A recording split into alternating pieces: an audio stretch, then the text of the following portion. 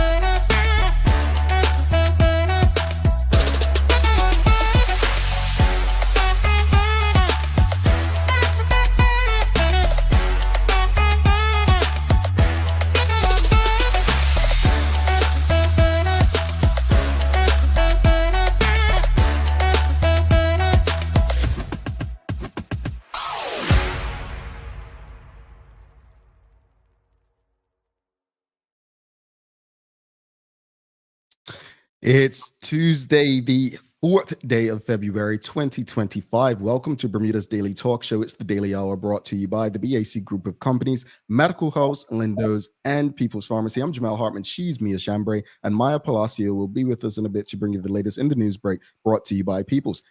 How are you on this fine Tuesday, Mia? Hey, Jamal, I'm great. How are you? It's so beautiful this morning. It's so windy. The sun is shining.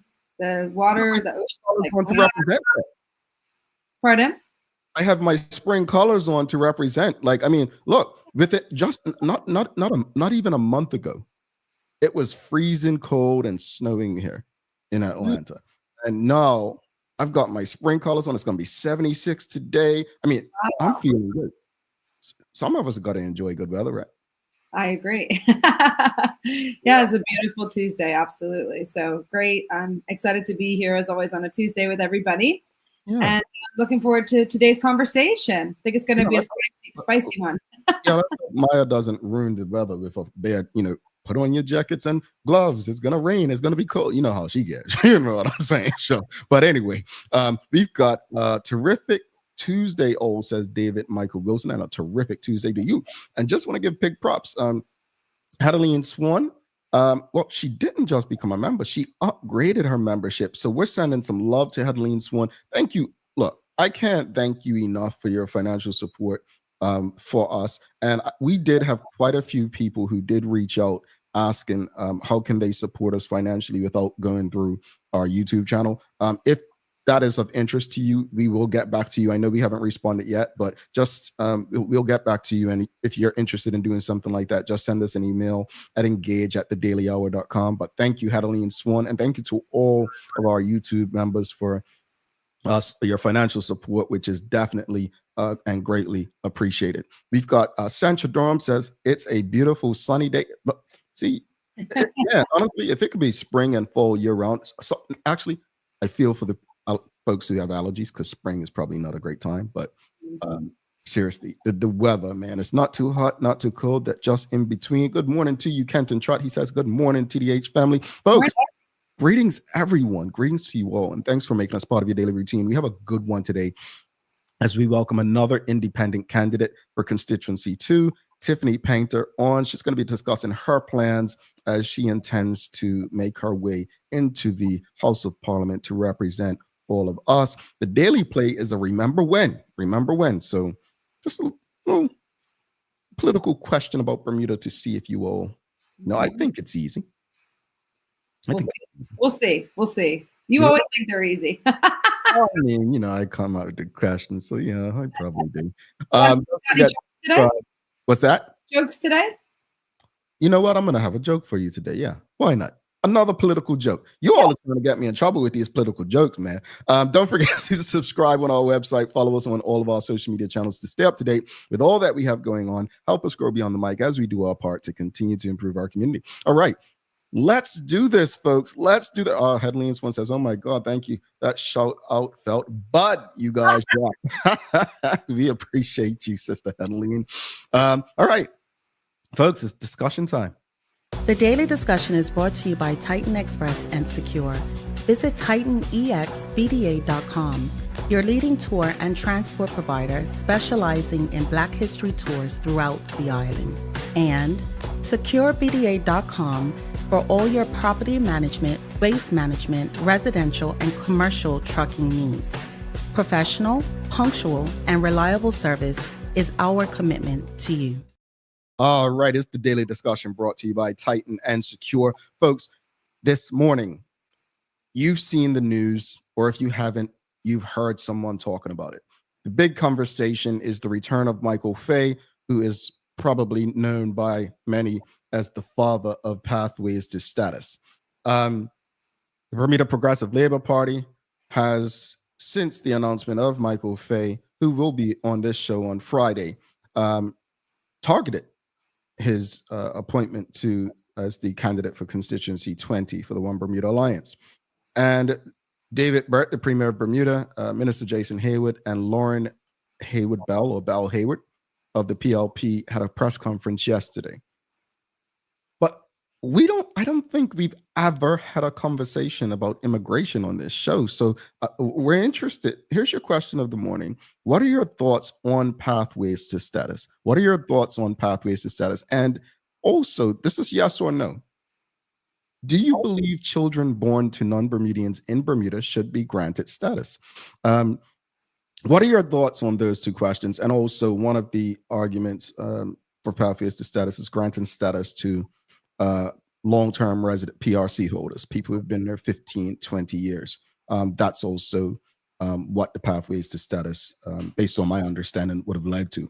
But I'm very interested to know from, because at the end of the day, I just want to preface by saying this. As far as I know, there's no native Bermudian, right? Exactly. We various groups of people came willingly or unwillingly, and different times and different spaces and ages.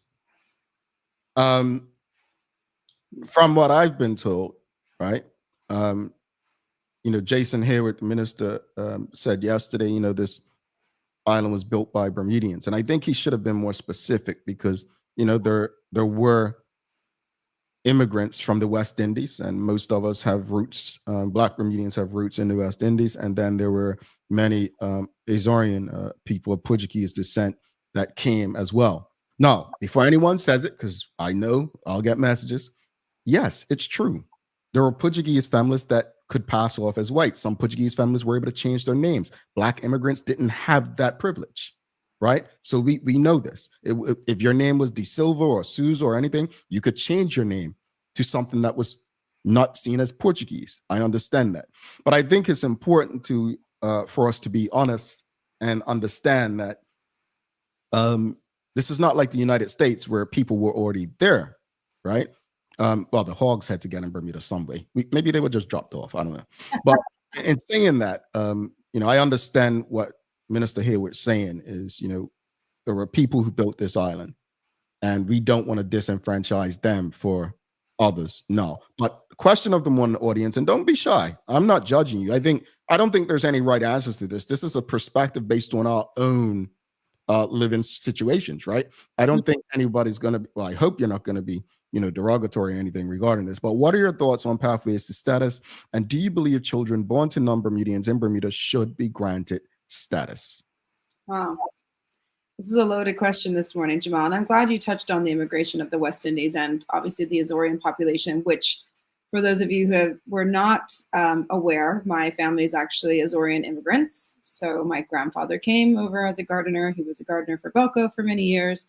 And then when they allowed their spouses to come over, because at first they were not allowed to have their spouses come, my grandmother then followed suit, and then my father was born here. So I feel, as a child of immigrants, and that I feel so torn about it all, because obviously I am so proud to be Bermudian. But then again, I also realize that we are not, there are no true, there were just the hogs when we arrived. So I do feel that if the legislation is done in a smart and savvy way, and that we can all agree on it, we do have a population problem. The population is sliding backwards. Our pensions are not getting paid into. We have a birth weight issue. We do have an issue with economics. So I think we need to find a way in order to inject more populists into Bermuda. And yeah. Okay. Go to the audience real quickly. Taj Donville, Otterbridge, he says, pathways to status is not so different from the PLP's plan and action besides a few technicalities. I think it was a good policy on paper. It was just not politically viable. But Taj, I mean, we're trying to go beyond that. Right? We're trying to go beyond that because that's where we are in the argument. So what are those technicalities? Because they're not the same to me. They're actually not. The intent's the same. The intent is the same to get people to Bermuda, but they're not the same to me based on what my understanding of it. So what do you mean they're the same or basically not different besides a few technicalities? Like what are you mean? Because when you say there's not much different besides a few technicalities, well, there's technicalities make it different, right? And so the PLP's argument is that one of the biggest difference between Michael Fay's plan and the PLP's plan is that, and in fairness, I actually agree with the PLP on this, land is scarce in Bermuda, right? They're not saying that, PRCs can't buy homes, but they want to leave some for those whose families have built, whether, Azorean or West Indian, giving people an opportunity to have land and so on. Whereas someone at PRC, they will have Bermuda and possibly wherever else that they live. I get it from that standpoint, right? No, the status of children, if you look closely at the United States, that's kind of what President Trump's trying to end, birthright citizenship, right? The difference is he's trying to end birthright citizenship for people who were born in the country to people who were not here legally. Right. PRCs are actually in Bermuda legally. Right? No, the other part to this is at the end of the day, when I came to the United States, I knew what my situation was. I never had intentions of staying in the US, right? I knew I was here for school and then I was here on a work visa. I knew my intent. I knew this country didn't owe me status. I knew this country didn't owe me citizenship. They didn't owe me residency. Just because I had been here literally majority of my life at this point. I think PRCs need to understand that as well. Now, let's talk about what we've given, because the argument saying, well, these people have been in Bermuda, they've given this, given that. I've mentored in the US. I've coached in the US. I've paid taxes in the US. Again, based on the rules I knew when I came to this country, they still owed me nothing. I understand that, Jamal, but there's not a population issue in the United States. Oh, yes, there is, comparatively speaking. You think so? Not well, I mean, compared to Bermuda, that we have a problem here. We want people here who have a certain amount of economic stimulus. But that's part of the problem. That statement right there, the economic stimulus. And that's what makes the PLP argument so great. Because when we speak about economic stimulus, you're talking about rich white people. That's why they argue the way they do. They're saying their argument has been, well, who were they targeting with this? And they're aiming for votes. And that's where it gets really sticky, because immigration has been used like that in the past. That's true. I don't necessarily see it as a problem, because you need a mix of people. Like you need to have a mix of people. I always say, you go to New York City, right? 20 years ago and now, and you got in a yellow cab, you think that person was born and raised in the United States? Absolutely not.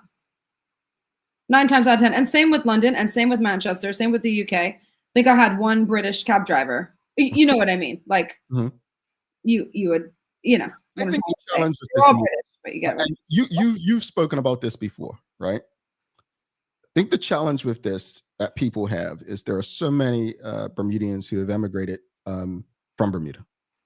Yes. You've been one, I guess I'm one, right?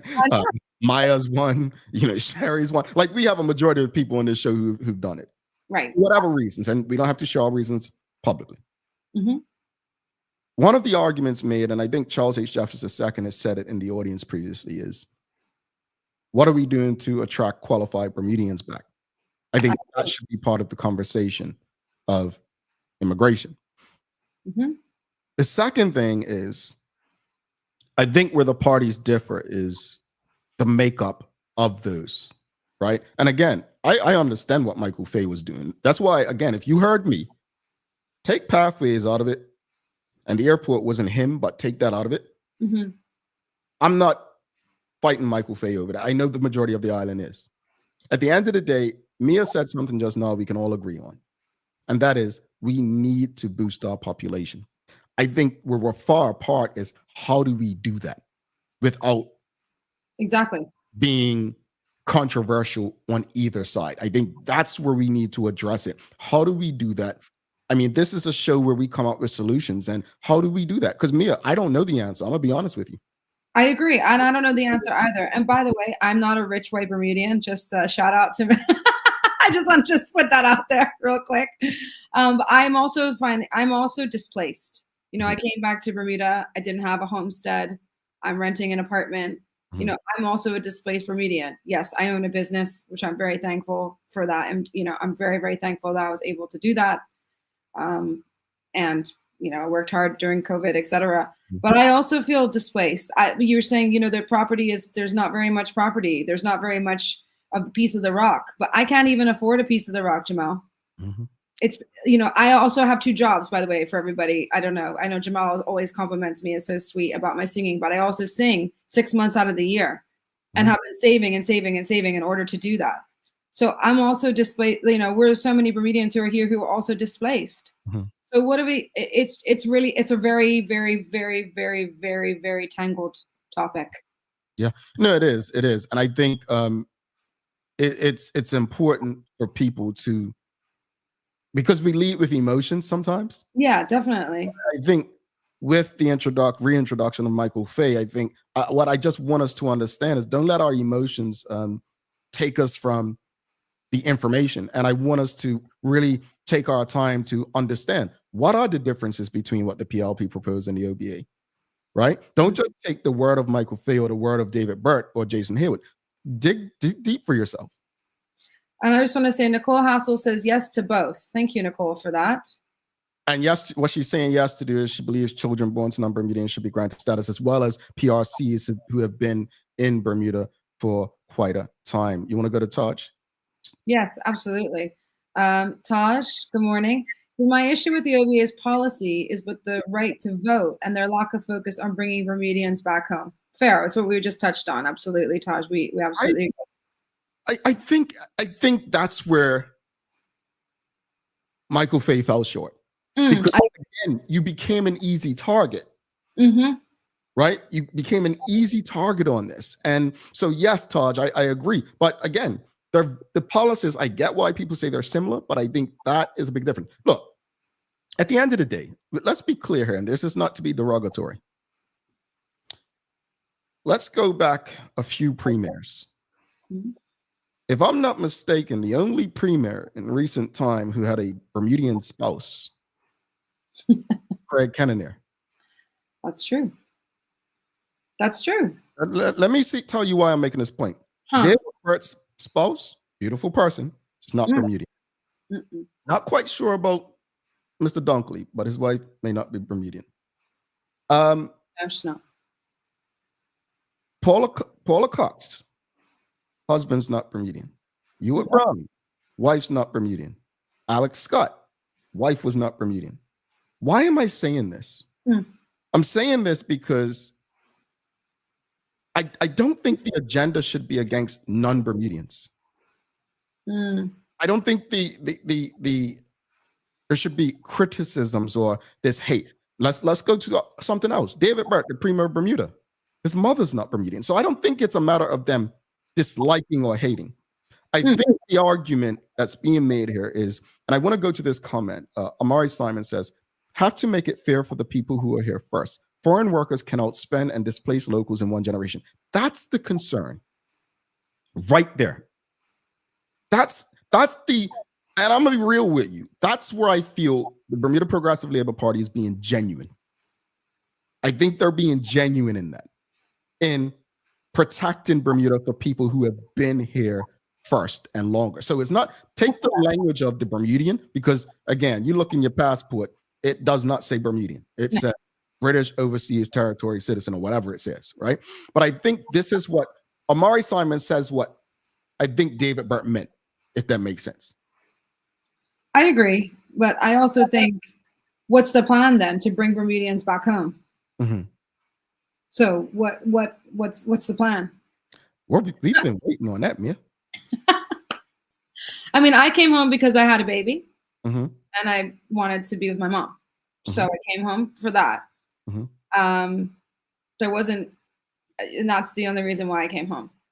Indeed. You know, so there wasn't some great, I don't know. I just find that, yes, there's circumstance, mm-hmm. and there is no drive to come back to Bermuda. You know, mm-hmm. like you said before in the past, Jamal, like we, used to go away and be so proud to be from Bermuda and be like, well, my island's not like these lot around here. Wherever you would travel, you'd say, I'm Bermudian. You would say it from your chest, from your heart. And now people are just fleeing in droves. So how can we bring that back? How can we? That's the question that everyone should be asking the politicians seeking their vote on the doorstep is, we're talking about immigration and pathways.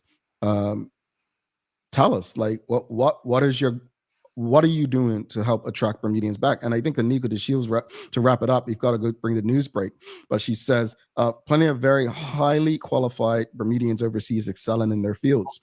Companies pay relocation and much more for foreign workers. The same should be done to bring back local talent. Absolutely. I know. I agree.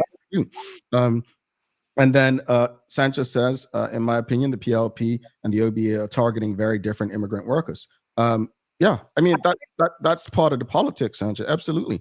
And let's go through these last two comments. We've got Malachi Troy says the PLP has sold a lot of land to non-Bermudians. I remember hearing that they sold land on Front Street. Yeah, even that building that went to, was it Arbitrade? Remember that building? Oh, yes, that's right. Taj Donville Otterbridge says this is a difficult conversation to have from a technical perspective, as we are not a sovereign jurisdiction. There is no clear definition of what it means to be Bermudian. Absolutely. Like I said, look in your passport, right? That's why it's about status and not residency or some sort of citizenship.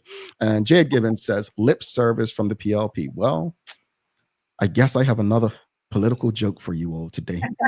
You're about to get me written up, man. All right, let's go.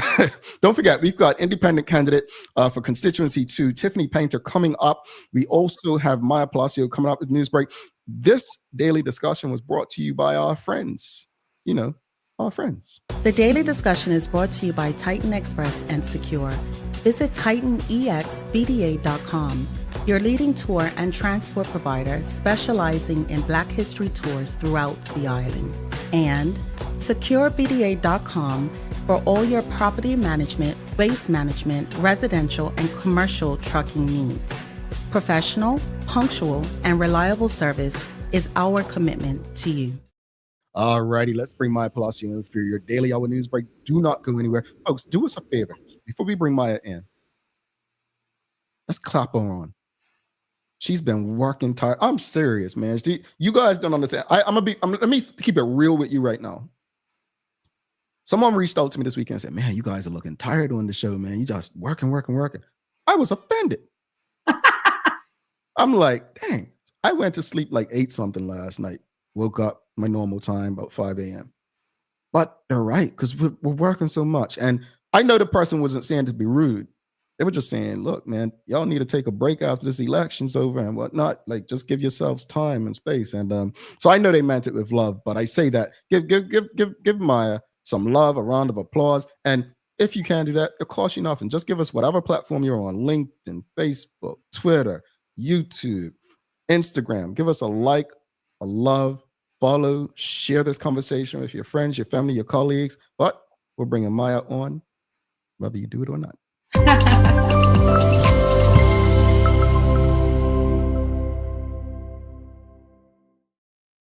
Good morning. Hey, MP, you look great. Don't worry about these haters. I mean, they're probably talking about the bags under my eyes, but didn't want to say just you. That's not start. You are gorgeous. You are so gorgeous, always and forever. Maybe you're talking about Sancha and Mia. Yeah. Thanks. I would.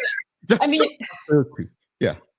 Reiterating the statement, it is tiring. It's been a very tiring weeks. Like, just trying to keep up with everything. So we're bringing you guys the latest, and so you guys have all the information that you need when it comes to this general election to stay informed. I mean, a lot of the reporters are definitely chasing this beat, and I know a lot of us are tired, but it's not over yet. We still got a stretch to go. So and honestly, I say this from my heart. I'm grateful for the team we have. Simone been out there with Phil and Sancha, and just because you don't see the faces doesn't mean that they're not doing the work behind the scenes. And everyone has family stuff going on, children and nieces, nephew. Like I appreciate it, and I'm honestly, I hope after all this is done, we can celebrate, have some fun, take some time off. Suzanne Ingham, I know you don't like when we take time off, but people are working it. So thank you guys for making yourselves available and pushing and trying to deliver. So MP, what you got for us today? All right, so actually, first to jump on you guys' conversation, I actually got to speak to somebody yesterday, a Bermudian in the States, in regards to a different story, though. Mm-hmm. I didn't say that I would share their story on here, so I'll just no names or nothing. Mm-hmm. But they did reiterate to me about like the reasons why they had left, mainly for schooling and how much they've actually accomplished out in the States, and versus wanting to come back home now that they do like have a child. It's like, I thought I wanted to, but I'm actually scared for my child to be raised in Bermuda, because of the education system and because they feel like there's a lack of things to do for young children, like almost like 2 years of age to 3, 4, 5. Like now someone could tell me I'm wrong, but when are you allowed to actually put children into football? I think 4, 3 or 4. Okay, because in the States, apparently they have something where as young as 2 years old can like get started. Right. And they're really excited to like do that versus like, just options for children that young in Bermuda or even outside of sport. So it was we had a very in-depth conversation. I'll see if I can get them to allow me to share more on the show, but it was something to like really think about. No, I agree. I think that's interesting. I think it's something that I wish that Bermudians, and this is why if we had absentee balloting, they'd be able to canvass Bermudians living outside of Bermuda to kind of get an understanding of, what will it take to get you back? Like we talk about immigration, but has there been not any research done or understanding of why Bermudians are leaving? So yeah, no, thank you for that. Yeah, and that was a question too. I asked like, if you could vote outside of Bermuda, would that encourage you to want to come back home? So let's see if they'll allow me to share that one tomorrow. All right, so starting out, good morning, everyone. This is your Daily Hour News Break brought to you by the good people at People's Pharmacy. So everyone has had a statement in regards to this Gilbert Institute protest. Now, I mentioned on the show yesterday how the petition had almost 500 signatures and the plans from the PLP to turn the school into a daycare for seniors, which is a plan they had for a while, but they just reiterated and stated it in one of their press conferences. But it sparked a lot of debate. So in response to the school's protest and the PLP re-announcement, the OBA's Ben Smith and Scott Pearman had the following to say in this regards. Now stick with me because there is a lot of people that had a comment to say. So first off, we're going to start with the OBA.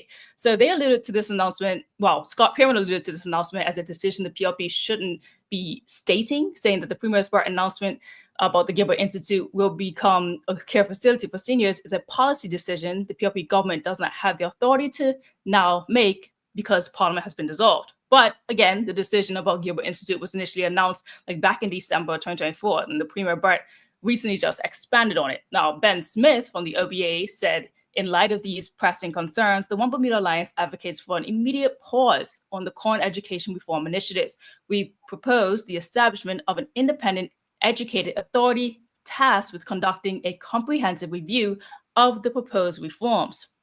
Now, this in turn had the PLP responding with 2 of their candidates as well, faces that you're probably familiar with. So PLP's Dawn Simmons said, given that the OBA does not support the conversion of Gilbert into a senior daycare facility, maybe the OBA can explain how they intend to ease the pressure on the, quote, sandwich generation.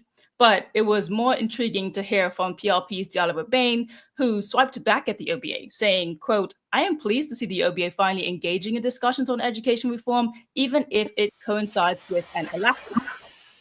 For years, I have extended regular invitations to the OBA to sit with the Education Reform Unit for a complete comprehension on the plans and progress of reform. Despite this, I welcome their newfound interest and am especially encouraged to hear the support for an education authority, which is in the PLP policy. While others play politics, we remain focused on delivering real, meaningful change for Bermuda students, educators, and families. Now, I'm going to close this out by saying, with all these talks and all this opinion and all this policy and debate, came the voice of independent Wakai Emery, who pushed back on all the above statements and closed out by saying in his that C22 isn't remotely interested in being represented by PLP, and to be fair, I'm sure the feeling is mutual. I'm sure the parents of Gilbert Institute didn't invite the PLP to the rally, hence their absence from the event. Then, to make the day more interesting, the failing Minister of Education decided to send in a statement, a hollow and meaningless statement. So far, 4 different MPs from 2 different parties have tossed this back and forth without any actual plan to provide transitional support to families leaving the school or without doing any actual advocacy for the school. This is what party politics is about. Well, then, that was a lot. It was quite a bit to fill in there. Like I said, I don't think I've had this many persons speak on an education reform topic specifically whenever I bring education to the realm of talking with news, like 4 and then 5 when you count the independent. That's quite a lot of people talking about this. That's a lot. Let's just, only because we have a guest, I'm not going to comment. Let's go right to the next one. So in other news, Out Bermuda has released a policy manifesto. It's a comprehensive document outlining clear policy recommendations to advance equality and inclusion for Bermuda's LGBTQ plus community. So here's a statement here for more about it and from Taj Dunbar-Otterbridge. The manifesto comes at a pivotal time as the island prepares for its upcoming general election, providing a roadmap for candidates and policymakers to address key issues affecting the Bermudian LGBTQ plus community. The manifesto highlights actionable recommendations in critical areas such as education, healthcare, and legal reform. Given kind of the zeitgeist at the time, you have an OBA candidate saying kind of negative things about the LGBTQ plus community online without being reprimanded. We already know how the PLP feels about the LGBTQ plus community based on the lengthy fight to a same-sex marriage. The FDM and its leader have made it clear that they do not support social justice or woke, quote unquote, woke policies. And while no independent has spoken on it directly, there are some openly queer independents running that we know supports this cause, but they have not even offered any kind of ideas related to the items that are included in our manifesto. So that's kind of why the manifesto, I think, is necessary, because maybe some people didn't know these were challenges that our community was facing, and many people didn't know that the law still discriminates against LGBTQ plus people in certain areas. So the manifesto is to, one, make people aware, but to also be as an advocacy tool for our community to use when speaking to candidates. The policy manifesto is available for download on Out Bermuda's website. I'm interested because this is what you call demanding, telling people, look, this is, so what we going to do if no party or independent picks this up and moves forward? Are we going to withhold our vote? Do we, what's it called? Spoil your ballot? I'm more interested in that, because they ain't touching it because they don't have to. You know, I remember I was in school in the mid 2000s and it came up. It was George Bush and John Kerry. And the professor's like, it's not important to people. It doesn't matter. And they were pushing it hard. So what's the consequences is what I'm saying is people, look, I continue to say this, and I hope this really tickles the heart and conscience of the Bermudian people. Politicians only move when they fear or respect. If they don't fear or respect, they're not moving. What do I mean by fear or respect? The fear of losing. They don't fear losing if they don't address this. They've done it with conscription. Respect, if they respect you enough, they'll take you seriously. So my question to Taj and Out Bermuda is, okay, if no one addresses this, what's step 2? Because what continues to happen is, well, they still get votes. They still, regardless, if no one touches it, where's the advantage? And then let's be honest, the way politics is going with the Trumps of the world, I mean, those are the kind of leaders that are winning throughout the West right now, due to the non-elected, non-appointed persons like Elon Musk. So where do we go next is my question. That's what I want to see. I love the plan. I appreciate that they actually have what I would be expecting of most social groups in Bermuda.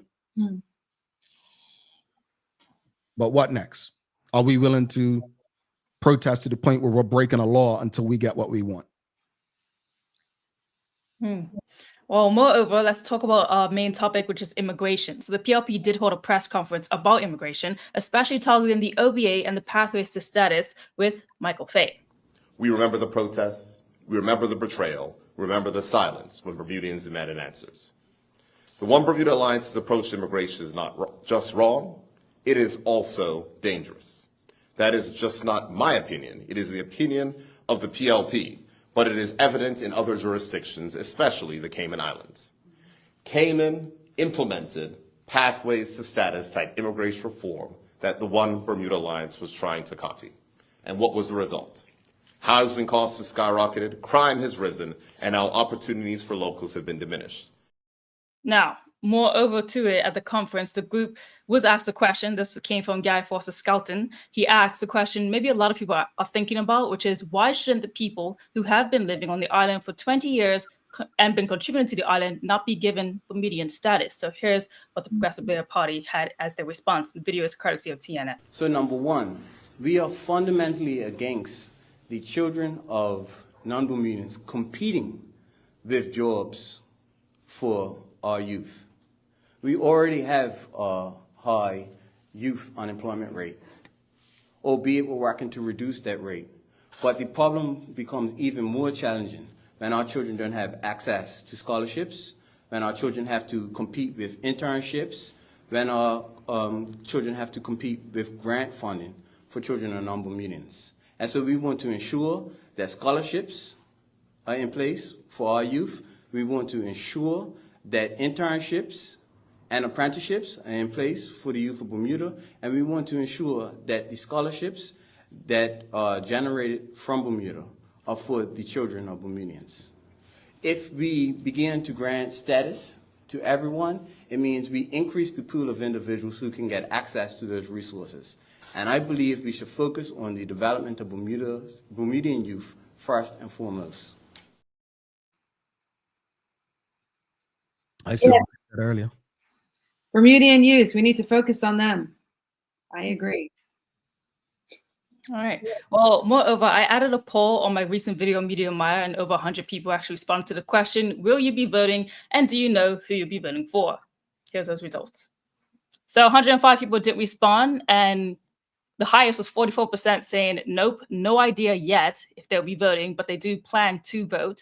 The next was, yes, I know who I'm voting for, was 39%. And then 17%, I don't know, and I may not even vote. Well, it's always interesting polls, like wonder what people will say differently on each platform. Yeah, that's very true too. Yeah, Facebook's completely different from Instagram. Instagram's completely different from X and the like. So I'm always interested in platforms, what each response would be. Especially when you think about, again, who the audience is on each platform. All right, we're going to close out with the weather so we could bring our guests in today, but the conditions remain mostly fine, it says, for today, settling until a weak front passes over the island late tonight. But for the most part, it did say some clear skies early on, but still bring a jacket because it's going to be still quite cold and windy out there today at a high of 66. All righty, Mia, do you have a days of the year for us? Yes, today is, speaking of it being chilly, today is International Make Your Own Soup Day. Oh. So, you like to make soup, don't you, Jamal? No, hold on. I made soup for the first time ever. Oh. January this year, folks. Didn't I tell you guys? I told you guys, right? Yes, you mentioned it in a lengthy spill, yes. You want to know what I put in it? So I got some, there's green things, what they call jalapeno peppers. I got some, are they sweet potatoes or yams? Sweet potatoes. Okay, got some sweet potatoes. I got some bell peppers. Some onions in there. Did I put garlic in there? But anyway, it was the best soup I've ever had in my life. Oh no! How much soup do you normally have? Wow, that's what we're Sorry, doing. What we're doing. What audience? What's your favorite soup? I want to know the audience. What's your favorite soup, though, you guys? You have a favorite? Yeah. Go ahead, Mia. Oh, I'm a big soup lover. I love soup. So I love Portuguese red bean soup. Okay. And then I also love split green pea soup. And I like soup when it's in a bread bowl, you know, and they make the bread the bowl and then you pour the soup in. Oh, that is like a chef's kiss. Okay. Yeah, pumpkin soup. I actually really love soup. Mia, what's yours, Maya? Anything my grandma whips up, really. I appreciate whatever she could put out there for us. And she always does a Johnny bread. She does her Johnny breads in like the big form though. Like she makes it in like a very big, you know, versus me. I like to separate mine, but she makes it really big and then she cuts it up in all triangles and serves it that way and cut like pristine, Ruthie. Grandma have some soup ready for Maya when she comes back. We've got pumpkin soup. Shanette likes pumpkin soup. That's a favorite. It doesn't seem like we have many soup lovers in the audience, so I'm going to give you a joke. Okay. All right. Yesterday is one, probably a bit mean. We have an aspiring politician on this morning, so hopefully she doesn't get offended. All right. Here's your joke for the day. How do you know when a politician is in trouble? Politician is in trouble. Oh, I know. They don't ask for help. I don't know. They start accusing the other party of doing something wrong. They try and pin it on the other party. It wasn't me, it was them. I swear. How do you know a politician is in trouble? They start telling the truth. I mean, I'm just saying. That one was meaner than yesterday's. So that one was too mean, too, guys. Oh, see, somebody got it. The truth, yeah. Great job, Malik. So, all right, these are too rough. We want to go easy on them. No, do whatever your heart desires. All right. Maya, you have a wonderful day. We'll talk to you soon. Talk to you soon, guys.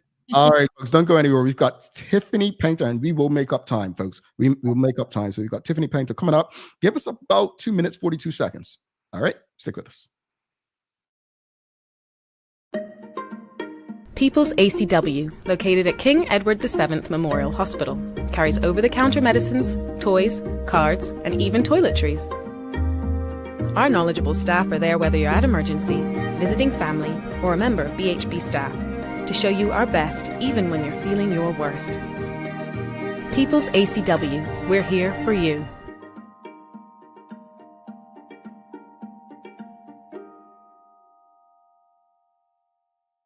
When it comes to footwear, we carry functional, comfortable, orthopedic and waterproof shoes. We have construction shoes, golf shoes, shoes for walking, shoes for boating. We even have shoes for pickleball. We have shoes for everyone. With brands by Skechers, Atrax, Propay, Easy Street, Nursemates, Clogs, Avenger, Cherokee, Cat, Frog Talk and DeWalt. The list goes on. See it all at our new expanded location on Bakery Lane. Welcome to the new bulk store, Lindo's Next Level. Wake up in the morning with enough coffee to keep you running throughout the entire day. Your pet at home deserves the best. Stock up on dog food to keep your puppy happy. Need a quick tasty lunch at home? Your chicken nuggets will be jumping right out of the freezer. What's a movie night without popcorn? You can never have too much. Lindo's Next Level. Why go anyplace else? Unlock your business potential with BDC's General Microloan, offering up to $30,000 for Bermudian small and medium businesses. Whether it's for inventory, working capital, or equipment, we provide 100% guarantee on approved loans. Simple application, low interest rates, and fast processing. Apply today and make your business dream come true. The One Bermuda Alliance is committed to securing Bermuda's future. We believe the island can return to the prosperous place it once was for everyone. The only way to do this is through fiscal responsibility and creating opportunities for residents to thrive. We envision a Bermuda where our young people are valued and will want to build their futures. We are a team of diverse Bermudians who bring a depth of expertise across industries. We have what it takes to turn Bermuda around. Vote OBA on February 18th. Bermuda Trivia, the Black History Edition, is now available at stores throughout Bermuda. Visit bermudatrivia.com or email contact@bermudatrivia.com to learn more.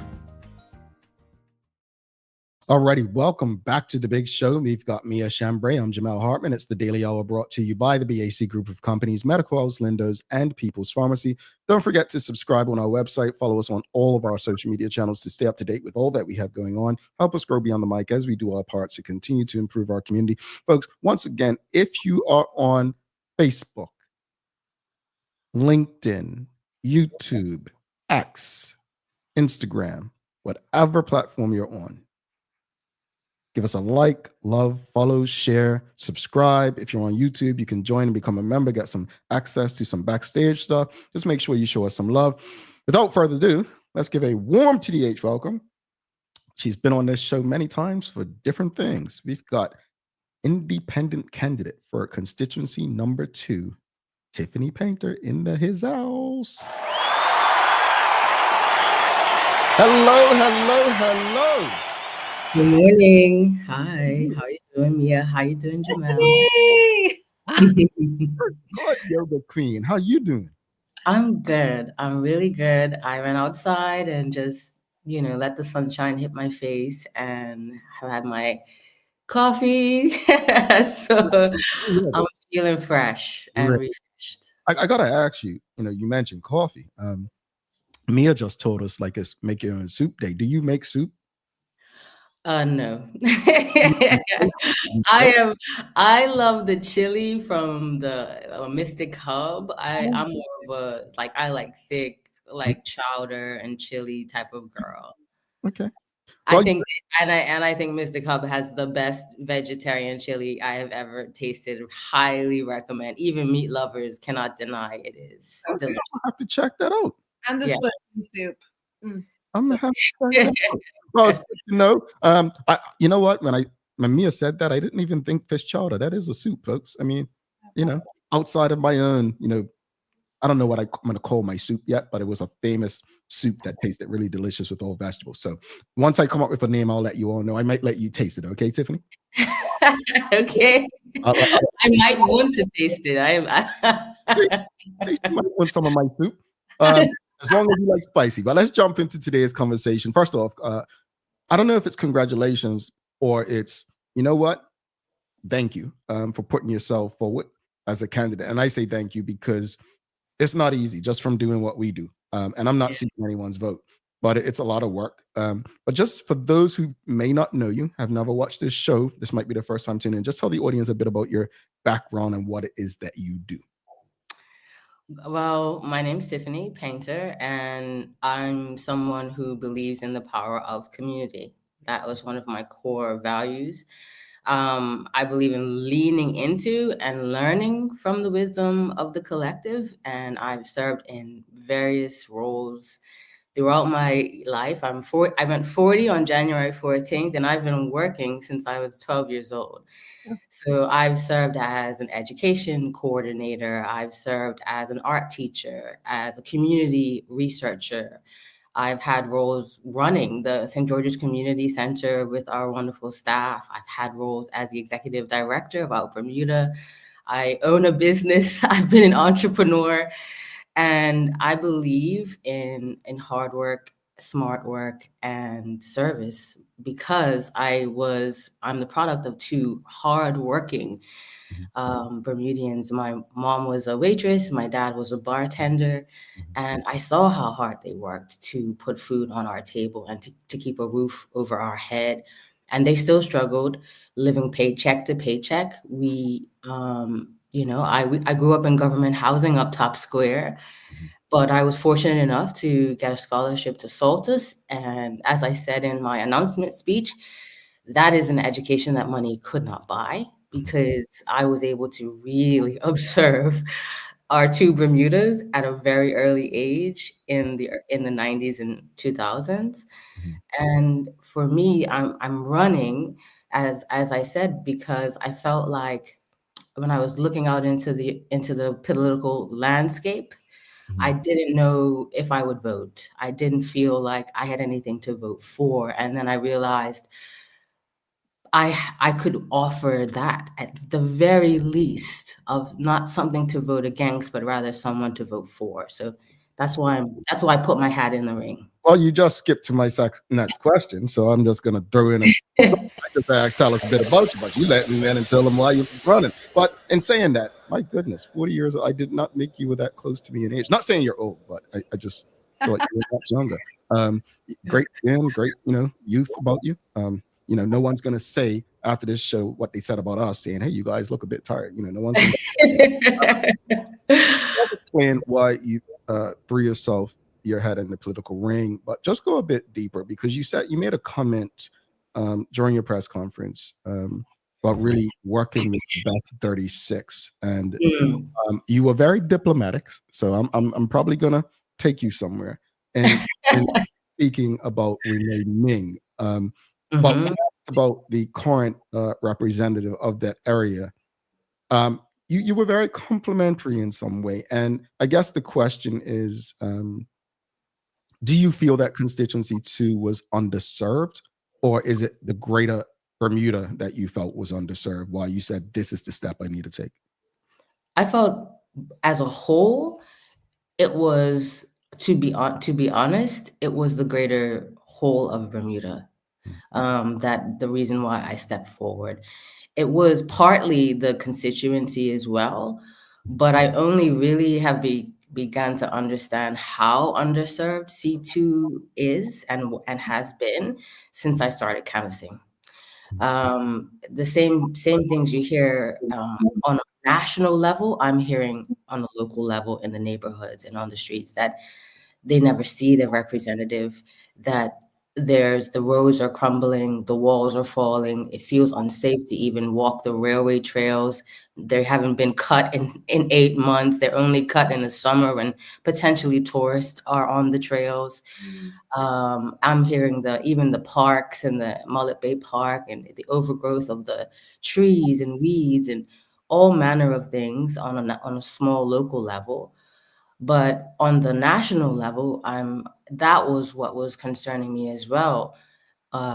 Just everything feeling like we have no real options or pathway forward. For me, listening to as the political fighting began, it seemed like we were continuously trying to be brought back into the past and reminded of the past. And I felt like, yes, in the past, the party system worked and the PLP was part of the solution.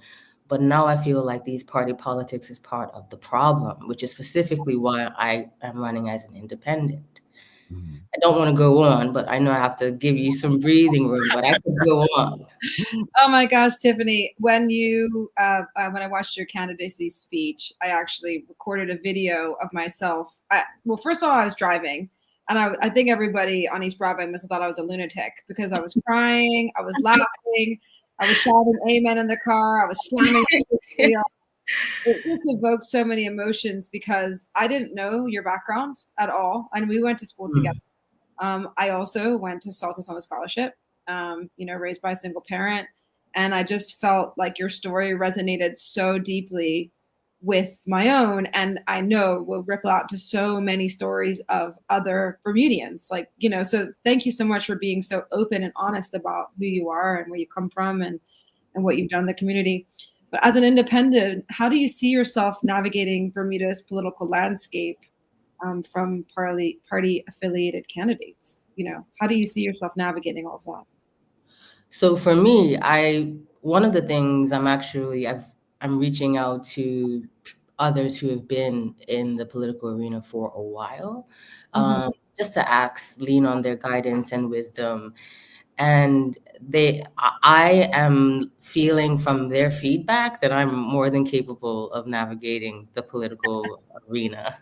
One of the things that one of my strengths is simply being able to communicate well and to share points and share purpose and synthesize like war and peace down into bullet points.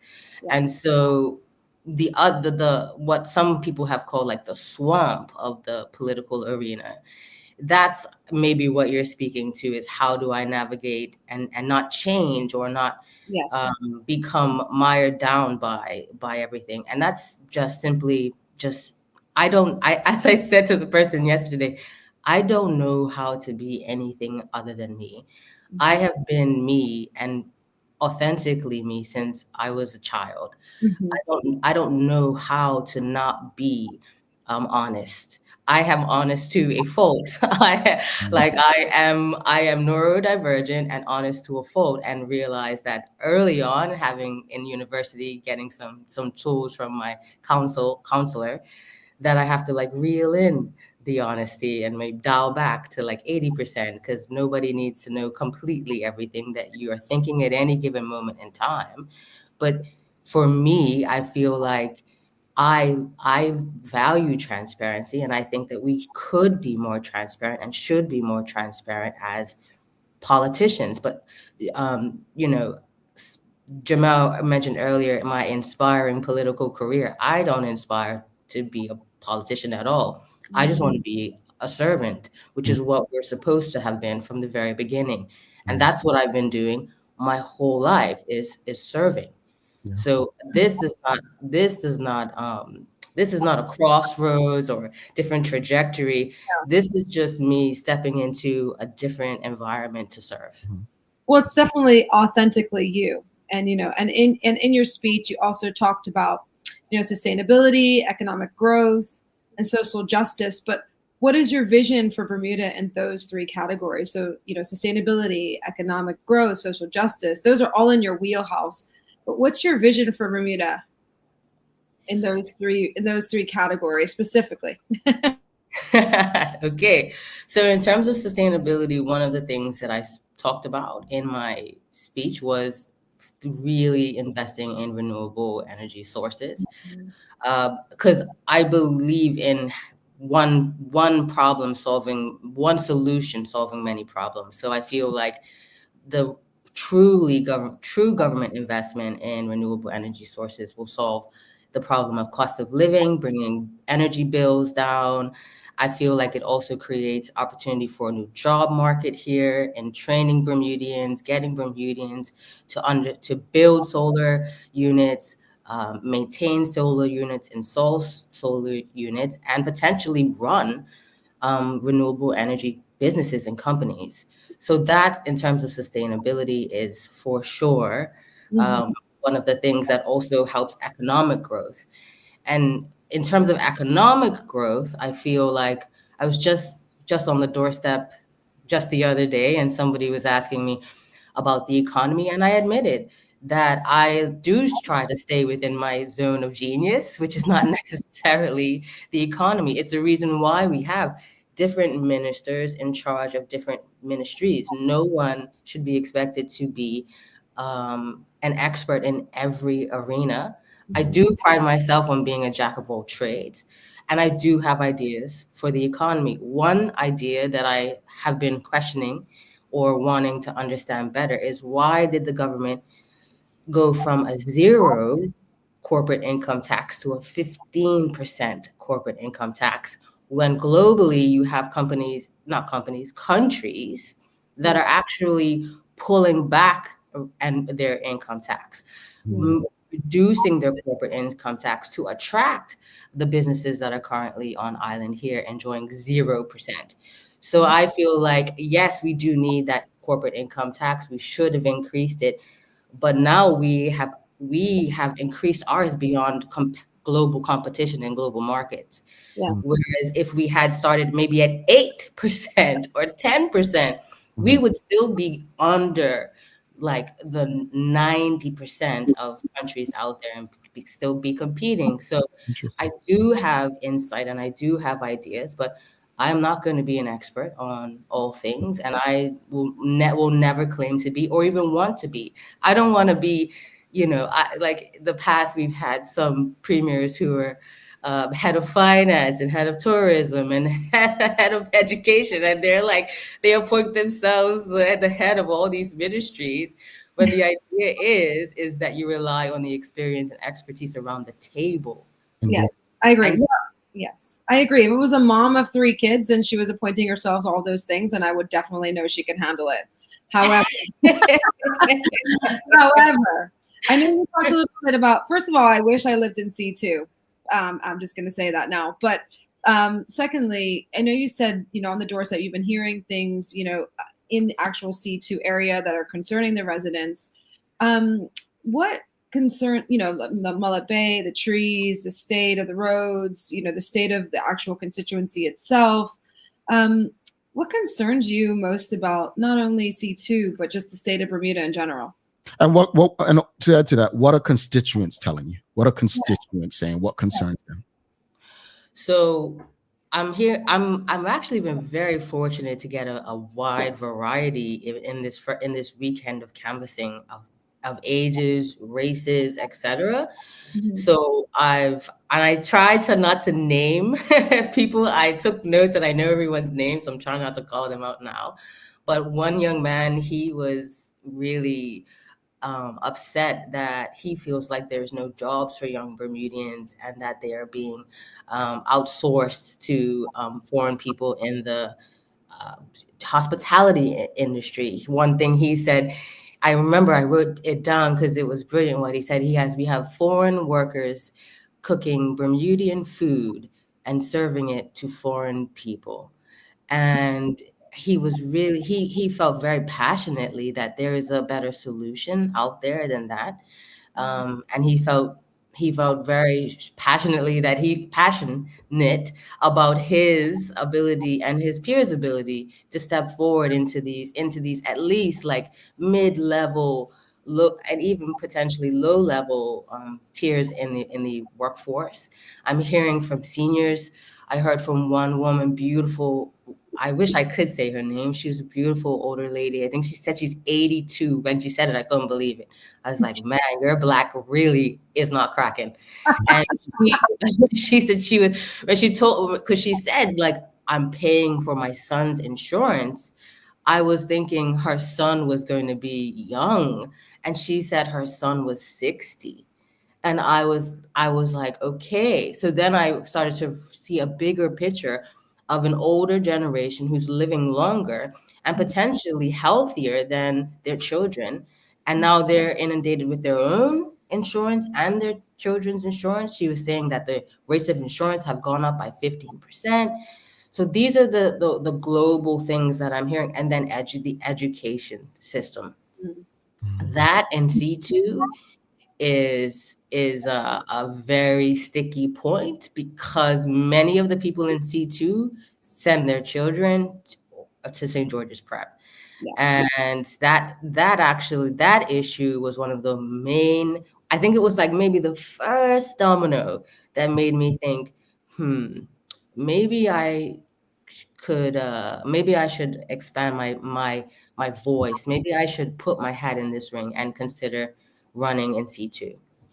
All right, Tiffany, just for real quickly, Mia, point of clarification. I was Googling it when you said it as well, but we have Taj Donville Outerbridge just saying the 15% global minimum was an ECD requirement. The government didn't choose the percentage. And then Silas Lynch also kind of said the same thing. It's going to be implemented globally for all companies not located in their tax domicile. So it's going to be implemented whether Bermuda does it or not. We have no control over that. So just wanted to share that.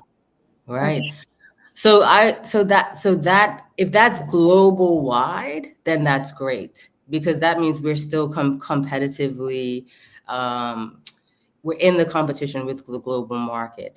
But from what I have researched, there are other nations that have a lower income tax, a corporate income tax. So this is something definitely to be researched and understood. As I said before, it's something I'm thinking about, learning about, It's not my zone of genius. Yeah. And I think to add to that, I don't think the Cayman Islands is jumping on that. But audience, if you have any questions or comments, please send them through. We'll get to as many of you as possible. Go ahead, Mia. Sorry about that. Oh no, that's okay. And by the way, Tiffany, you have so many zones of genius. Like you're great. You're so fabulous. So, the more you know, the rainbow comes across the screen. So there we are. The more you know. No, and this is it. Right. And this is it. I feel one of my zones of genius is that I feel like as a child, even I could learn anything. Yes. I felt like that was my true strength, is that I could literally learn anything.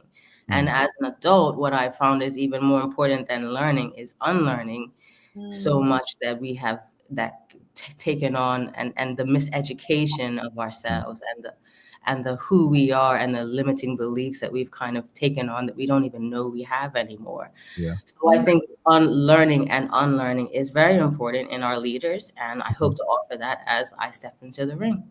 I agree. And, no independent candidate has been successful in the election since 1989. Stuart Hayward, obviously. Why do you believe you can change that? Well, I know why I think you can, but you tell me why you can. For me, I just feel like the thing that it's all about the timing. That's what I feel. I feel like the timing hasn't been there.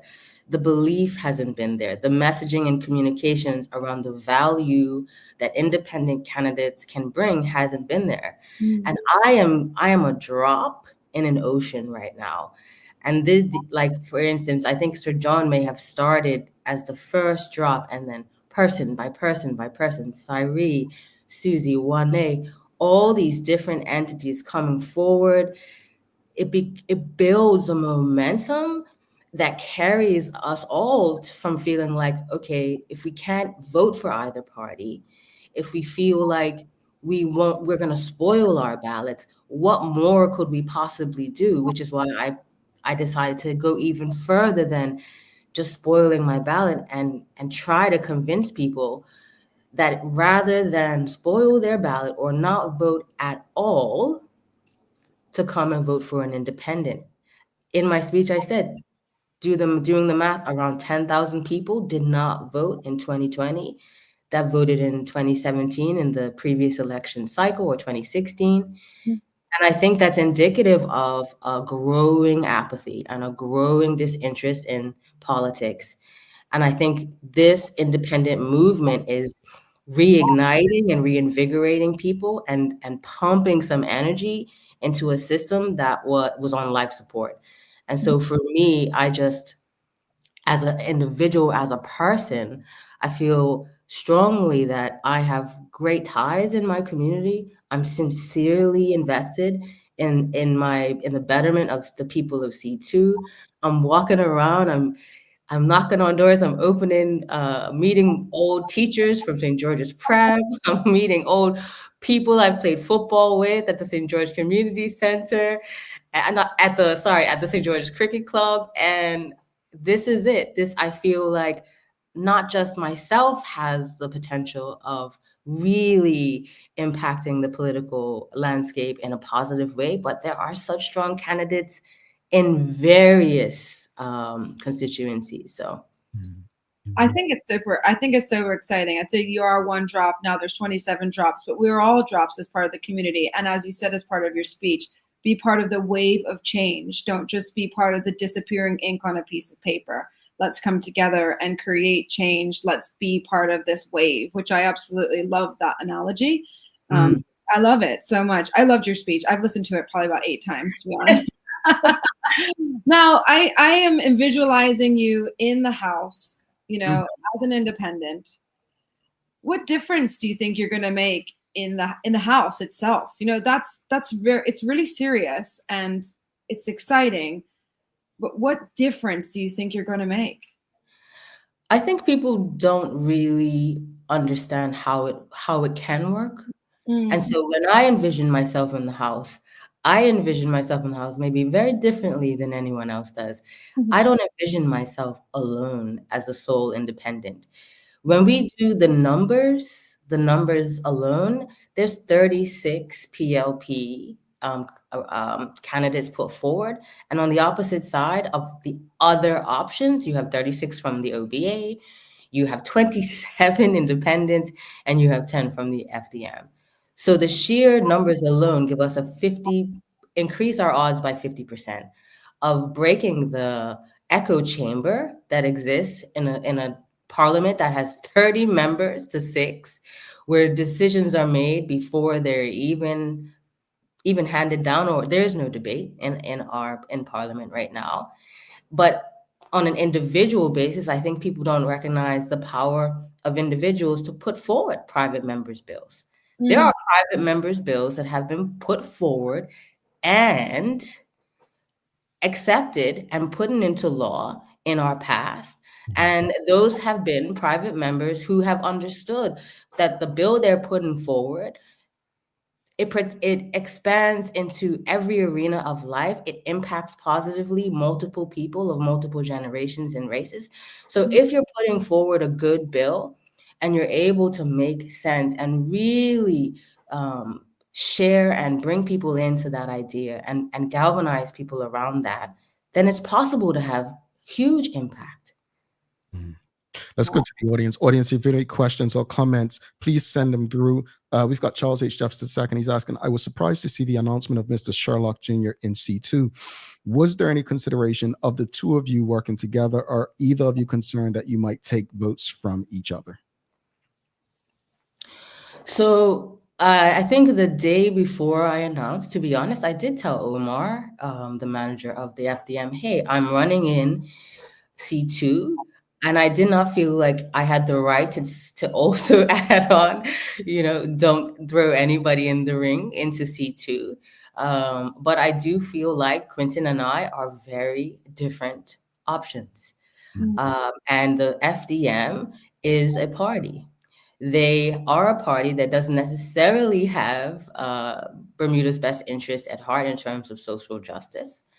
And Quentin has spent a long time off island, and whereas I have spent the vast majority of my time not only on island but living and working in St. George's, volunteering in St. George's, and so I'm not worried about splitting the vote or what Omar described as cannibalizing at all. I think we're very different. We offer very different views, and people who may vote for Quentin would probably never vote for me. All righty. There you have it. If you're unsuccessful at the polls, how do you plan to stay politically engaged? So again, this is not an attempt to have a political career. I'm only always interested in serving.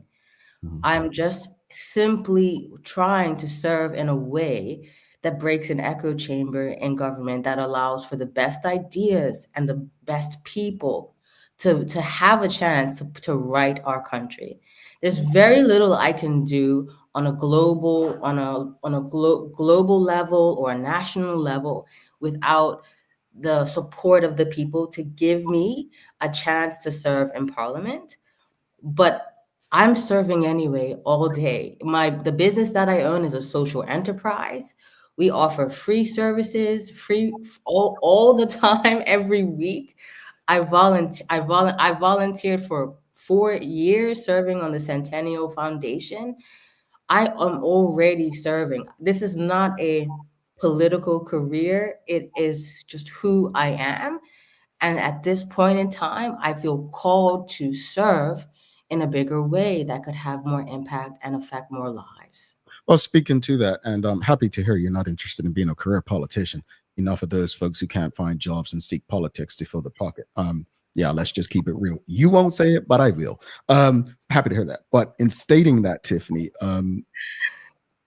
you've got each constituency has got about 11 to 1,300 people.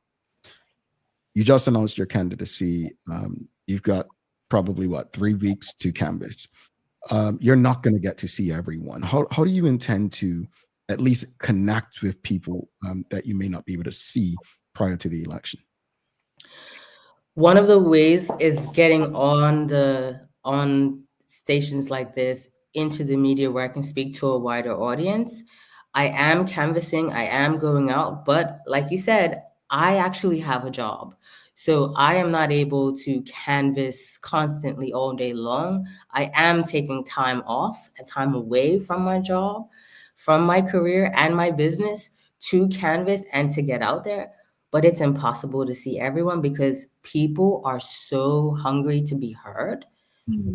I really anticipated, this is the learning curve I'm on right now, that I would have like maybe 15 minutes at this store stop, 10 minutes here.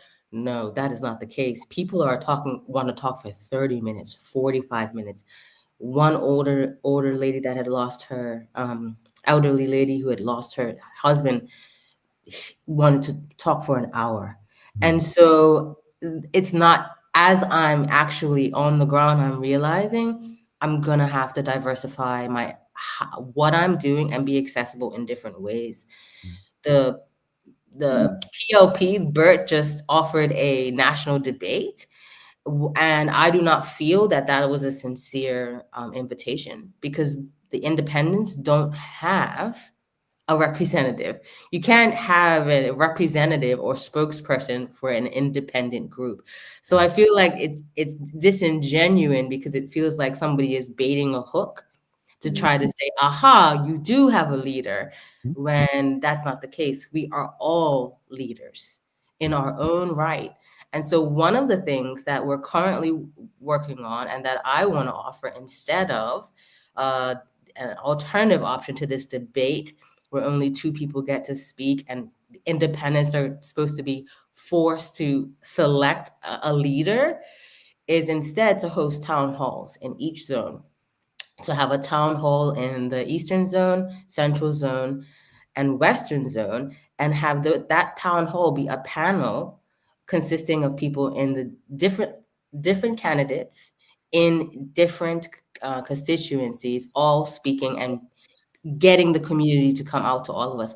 Because the thing is, Jamal, we are all having this issue. The OBA, the FDM, all of us, with this strategic call of an election and giving everybody really 3 weeks to prepare and get out there, is that there is not enough time. And this debate call as well, I feel like, is another kind of chess move. But I grew up playing chess with my dad. And one of the biggest lessons of chess that I remember from him was, don't bite the hook. Don't take the bait. You can still play your own game. You don't have to be reeled into the game that your opponent wants to play.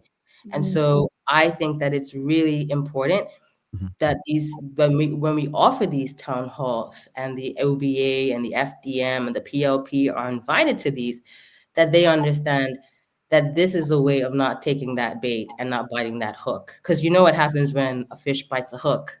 Yeah, it's gone. Hard to get off the hook.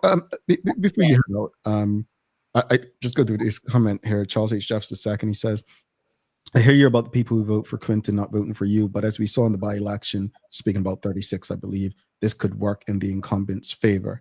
And you mean he means in Kim Swan's favor? Yes, correct. Yeah, right. Like it kind of worked in the PLP's favor for Emily Gildo. We have a question from James Jones. He says, "What is your?" I think he means stance, not stance, but says stance on same-sex marriage. And then one more. Taj Donville Otterbridge says the debate offer from the PLP was 100% disingenuous.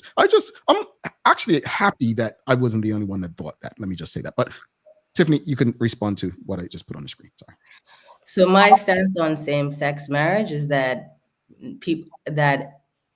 LGBTQ plus people deserve the same rights, equal rights as everyone. That's always going to be my stance, because I am a student of history. My dad was a member of the Black Beret. I was grown up being taught about isms, racism, classism, sexism, all of these isms that ultimately erode our humanity and erode our connection to each other as human beings. So as a human being, I believe that my humanity and the LGBTQ pluses individual's humanity is equal and on par with every other person's, and that we should not be, and I don't want to be, crunched into boxes or fantasies and defined by people. I feel like there's no such thing. Audre Lorde actually said there's no such thing as a single issue struggle because we don't live single issue lives. And I am a woman. I am a Black woman. I am a queer Black woman. I am a poet. I am a Lakers fan. I am a fluffy woman. And oftentimes in my life, I've always felt like I'm not enough of the things that I already am. Like I'm not Black enough. I'm not woman enough. And I feel like all of this feeling of that we're not enough comes from and stems from this idea that we're separate. And I don't believe that we are. I believe that we're all interconnected and that we all deserve the same rights. So that's where I stand on all human rights issues across the board. Thank you for that. We've got Charles H. Jefferson. I promise this is probably the last one. He says, with the concern of there not being enough time, is Tiffany committed to real election reform, including fixed term elections? Well, this is the thing. I mean, we've heard from the PLP that the OBA didn't do it, and the OBA is saying, well, no, the PLP's had 20 years, and they're both right. But ultimately, they both are accountable for not creating election reform.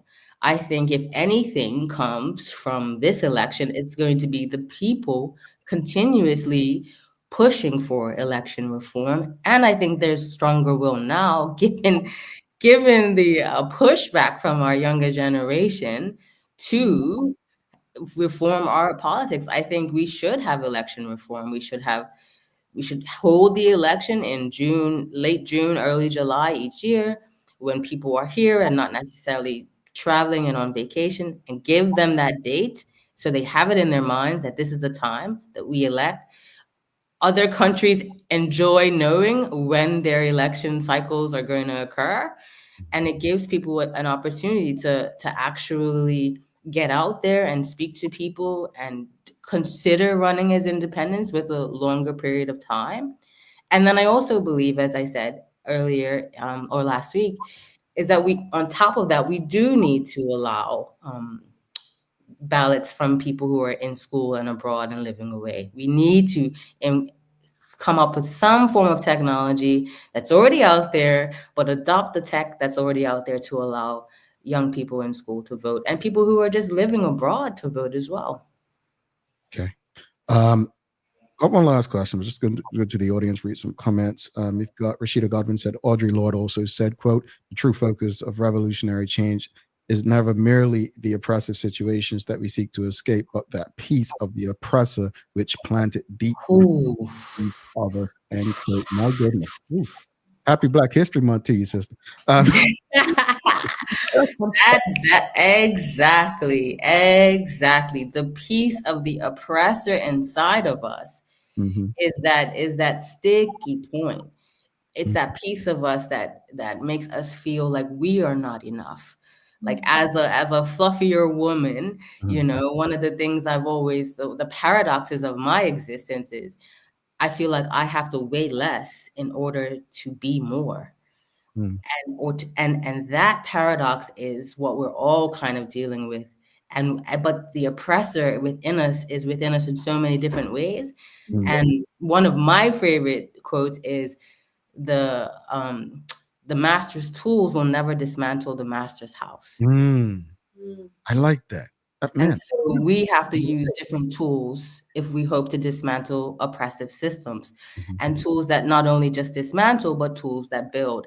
And I feel like this independent movement represents both the power to dismantle and the power to build. And I hope people will really consider the value of voting for an independent this time around, and the value of voting for me. I really am sincerely genuine in my desire to serve. we've got to head out. But in saying Yes, that, yes. continuing what you're saying right now, what final words would you say to the people of Bermuda, but in particular the constituents in number 2? What would you say to them? What would you say to them to inspire them to allow you to be the representative, to be their voice, to be the person who's going to push the legislative policies that they are interested in seeing reflected in Bermuda? What are your final words to them? I would, my final words. I'm getting emotional because it goes back to my why.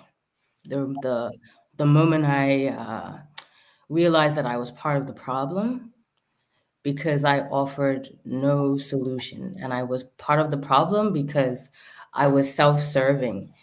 And so I would ask the constituents of C2 is, what are you doing truly to be part of the solution?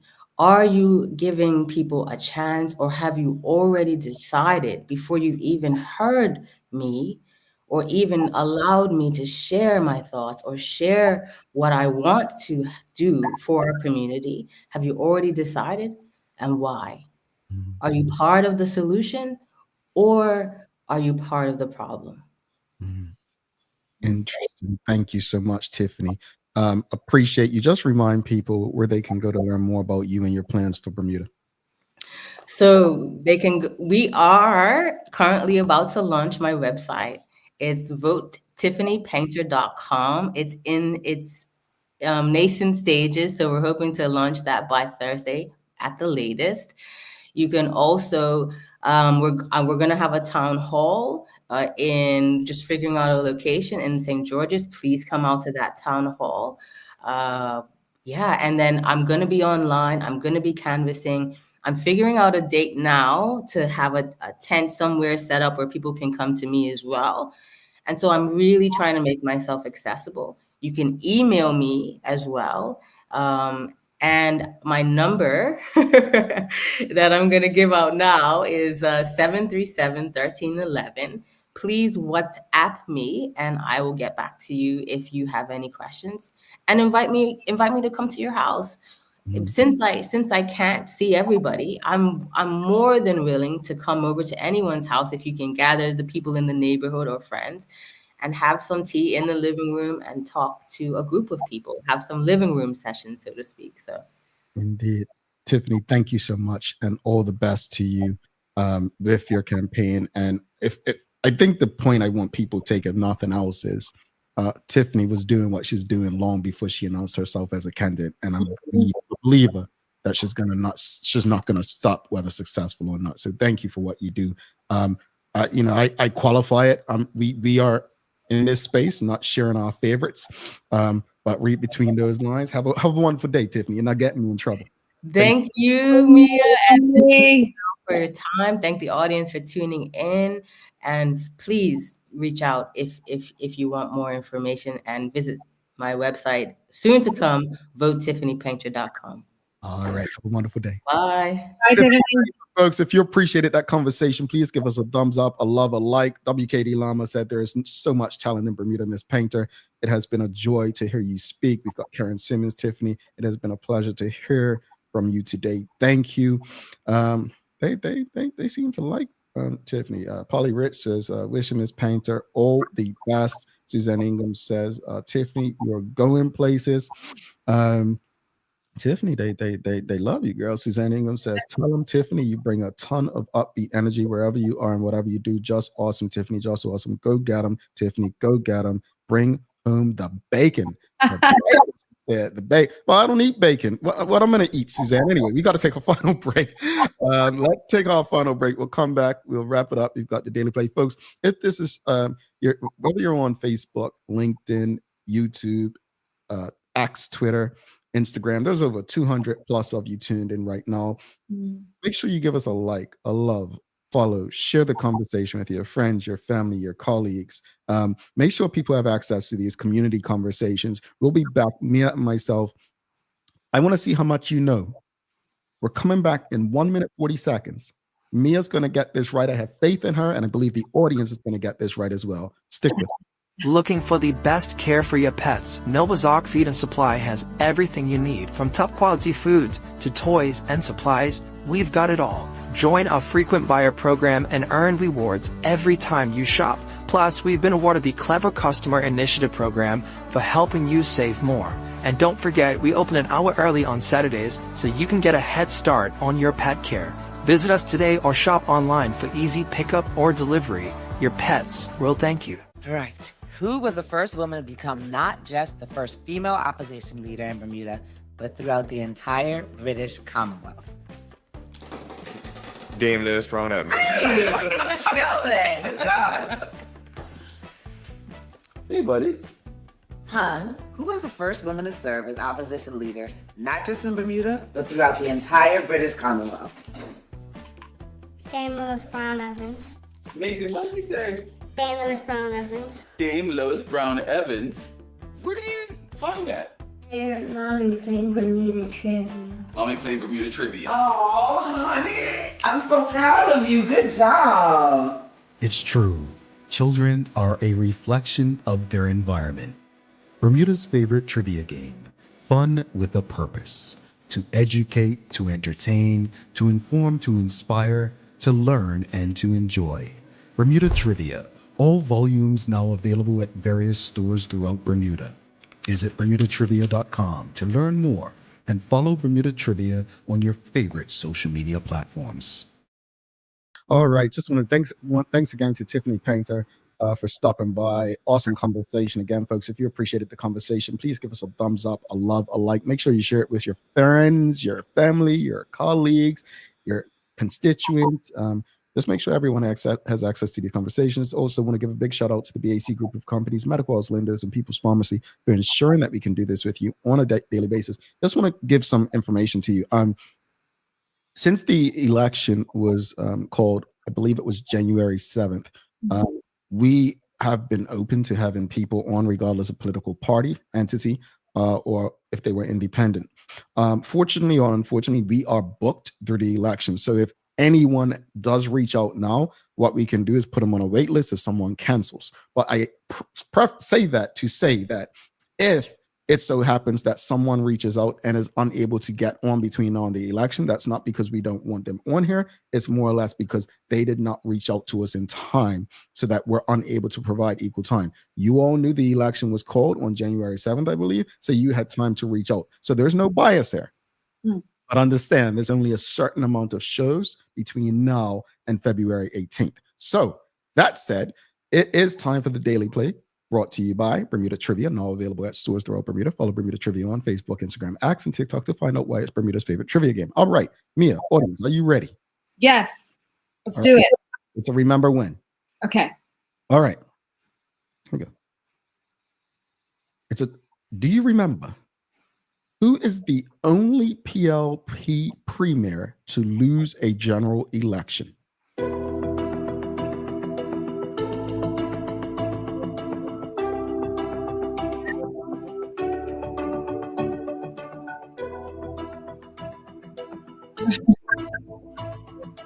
Alex, no idea.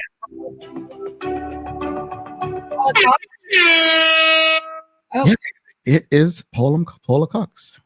Alex Scott never actually was premier of an election. But he never took us to the polls. So no, it wasn't Alex Scott, it was Paula Cox. Paula Cox is the only PLP premier to lose a general election for the PLP. Yeah. Yeah. So, no, Alex Scott did not, he never dropped a writ. There was never an election during his premiership.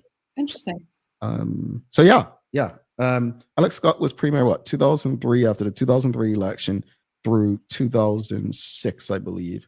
And 2006 is when Dr. The Honorable Hewitt Brown was voted in at the PLP conference as the premier. So yeah, that's today.